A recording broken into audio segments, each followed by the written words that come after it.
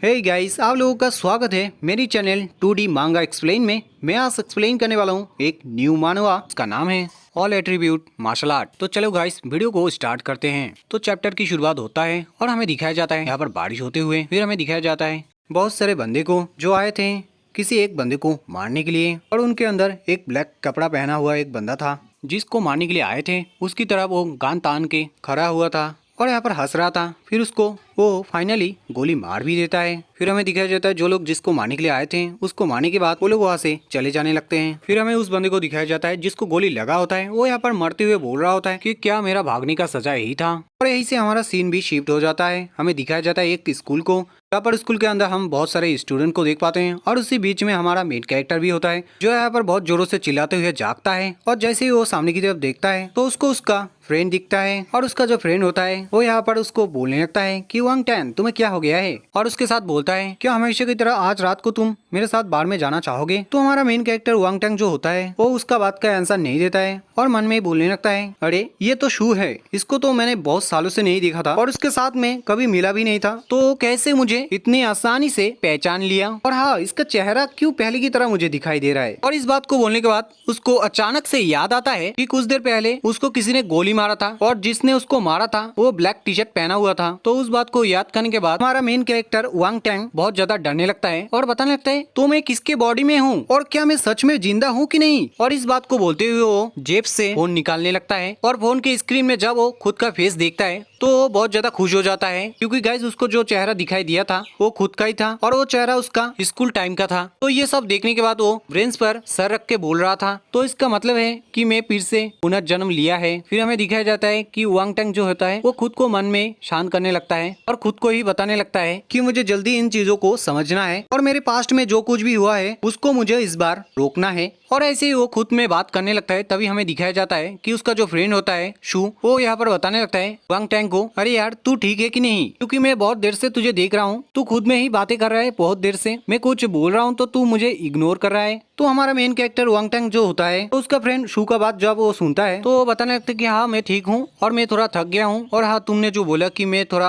अजीब हरकत कर रहा हूँ तो कुछ भी नहीं है। और फिर वो बताने लगता है कि तुमने कुछ देर पहले मुझे कुछ बताया था कि मैं आज रात को बार में जाऊंगा कि नहीं, तो मैं बता दूं कि मैं आज रात नहीं जा सकता क्योंकि मुझे ना थोड़ा काम है। फिर वो जैसे ही बोलने वाला था कि नेक्स्ट टाइम वो बार में जाएगा उसके साथ, तो ऐसा नहीं बोल पाता है क्योंकि गाइस हमारा मेन कैरेक्टर का जो फ्रेंड होता है शू, वो वहाँ से भागने लगता है खिड़की की तरफ, क्योंकि खिड़की से कोई बंदा यहाँ पर चिल्लाते हुए बताने लगता है कि बाहर मैनोंग नाम का जो लड़की है वो यहाँ पर फाइट कर रहा है कुछ गैंगस्टर के साथ। तो फिर हम देख पाते हैं हमारे मेन कैरेक्टर वांग टैंग को, जो उसके फ्रेंड को भागता हुआ देख के बहुत ज्यादा शॉक हो गया था। फिर हमें दिखाया जाता है हमारे मेन कैरेक्टर वांग टैंग वो जहाँ पर बैठा हुआ होता है वहाँ से उठता है और वो भी देखने के लिए आने लगता है खिड़की की तरफ। फिर हमें दिखाया जाता है जब वो खिड़की के पास चला आता है तो खिड़की के नीचे जब देखता है तो उसको वही लड़की दिखाई देता है जिसके बारे में सभी स्टूडेंट यहाँ पर बात कर रहे थे। फिर उस लड़की का फाइटिंग स्किल और उसका चेहरा देखने के बाद हमारा मेन कैरेक्टर जो होता है वो बताने लगता है कि ये जो लड़की है वो एक एडवांस स्टेज का मार्शल डिसाइपल है।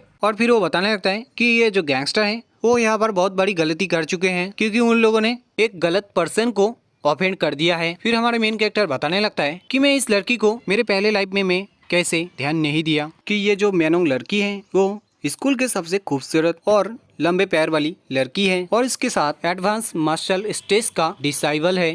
फिर वो बहुत सोचने के बाद बताने लगता है मन में कि ये क्या बकवास है, ये क्या मेरे पहले वाला दुनिया है, और ऐसे ही और भी कुछ बोल ही रहा होता है मन में। तभी उसका जो फ्रेंड होता है शू, वो यहाँ पर हमारे मेन कैरेक्टर वांग टैंग को देख लेता है कुछ सोचते हुए, इसलिए वो उसके कंधे के ऊपर हाथ रखता है और बोलने लगता है अदर वांग टैंग तुम्हें आज हो क्या गया है, क्योंकि मैं तुमको बहुत देर से देख रहा हूँ कि तुम बैठे हुए भी कुछ सोच रहे थे, अब खड़े होके भी सोच रहे हो। तो ये बात जैसे ही हमारा मेन कैरेक्टर सुनता है वांग टैंग तो उसके फ्रेंड को बताता है कि नहीं मैं कुछ भी नहीं सोच रहा था और मुझे लगता है कि मैं थोड़ा थक गया हूँ इसलिए ऐसा हो रहा है और इसलिए मुझे घर जाना चाहिए। और इस बात को बोलने के बाद वो वहाँ से चला जाने लगता है। फिर हमारा सीन शिफ्ट होता है, हमें दिखाया जाता है वांग टैंग को वो रास्ते से जा रहा था और फोन देखते हुए वो बोल रहा था कि ये मार्शल वॉरियर क्या है और इस दुनिया में ये चल क्या रहा है। और इस बात को बोलने के बाद वो खुद को शांत करता है और फिर वो बोलता है कि मैं ऐसे ही ये बात नहीं समझ पाऊंगा, इसलिए मुझे लगता है कि मुझे कुछ करना होगा। और ये बात वो बोल ही रहा होता है तभी उसको याद आता है कि उसके पास तो फोन है। उसको आइडिया आता है कि वो गूगल से यहाँ पर सर्च करके देख सकता है कि जो चीज़ वो जानना चाहता है वो है कि नहीं।